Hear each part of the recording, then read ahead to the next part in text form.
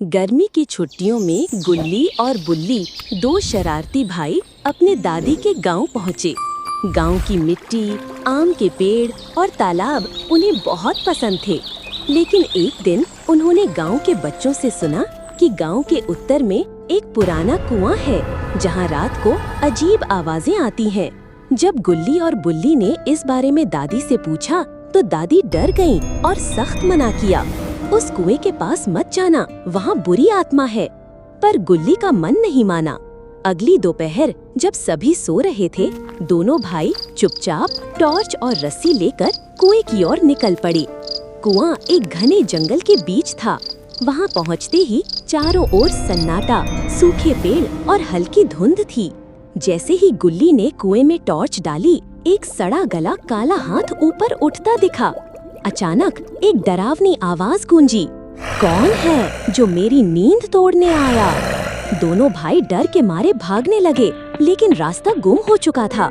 हर पेड़ बदला बदला लग रहा था। तभी सामने एक बूढ़ी औरत प्रकट हुई। उसके बाल सफेद, आंखें लाल और चेहरा भयानक। वो बोली, तुमने मेरी शांति भंग की है। अब मेरी चेतावनी सुनो, अगर फिर लौटे तो यहीं रह जाओगे हमेशा के लिए। इतना कहकर उसने अपनी आंखें बंद की और एक तेज रोशनी फैली। दोनों भाई बेहोश हो गए। जब उनकी आंख खुली तो वे अपने बिस्तर पर थे। दादी पास बैठी थीं। बुल्ली ने डरते हुए पूछा, दादी वो सब सपना था क्या? दादी चुप रहीं। फिर उन्होंने गुल्ली की जेब से एक गीली सड़ी हुई टॉर्च और मिट्टी निकाली। अब दोनों समझ चुके थे, वो सपना नहीं था। उस दिन के बाद गुल्ली और बुल्ली ने उस कुएं की ओर दोबारा कभी नहीं देखा और किसी और को भी जाने नहीं दिया। उस घटना के बाद गुल्ली और बुल्ली ने कभी उस कुएं की ओर नहीं देखा, लेकिन उनके अंदर एक सवाल अब भी जिंदा था। वो औरत कौन थी और कुएं में क्या था? एक रात गांव में अजीब घटनाएं होने लगी। कुएं के पास के खेतों में मवेशी गायब होने लगे। बच्चों ने बताया कि रात में सफेद साड़ी में एक औरत गांव के बाहर मंडराती है। एक दिन गुल्ली को कुएं के पास एक पुरानी डायरी मिली जो किसी राजा महेंद्र की थी। उसमें लिखा था, मैंने उस औरत को कुएं में बंद किया था। वो एक तांत्रिक थी। उसने अमरता पाने के लिए 7 बच्चों की बलि मांगी थी। मैंने उसे रोक दिया, लेकिन उसकी आत्मा अब भी जिंदा है। गुल्ली और बुल्ली डर गए, लेकिन अब पीछे हटने का वक्त नहीं था। अगली रात वे अपनी स्कूल की दोस्त राधा को लेकर कुएं पर पहुंचे। राधा की दादी एक तांत्रिक थीं।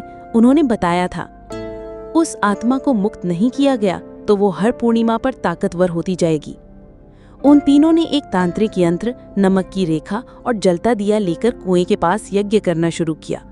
लेकिन तभी अचानक जोरदार हवा चलने लगी और कुएं से वही भयानक आवाज आई, तुम फिर आ गए, अब कोई नहीं बचेगा। उसके बाद कुएं से वो औरत निकली, लेकिन अब वो पहले से भी भयानक लग रही थी। लंबा कद, आंखों से आग और पूरे शरीर से काला धुआं निकलता। राधा ने मंत्र पढ़ने शुरू किए। बुल्ली कांप रहा था, लेकिन गुल्ली ने हिम्मत दिखाई और उस तांत्रिक यंत्र को कुएं में फेंक दिया। एक जोरदार चीख के साथ सब कुछ शांत हो गया।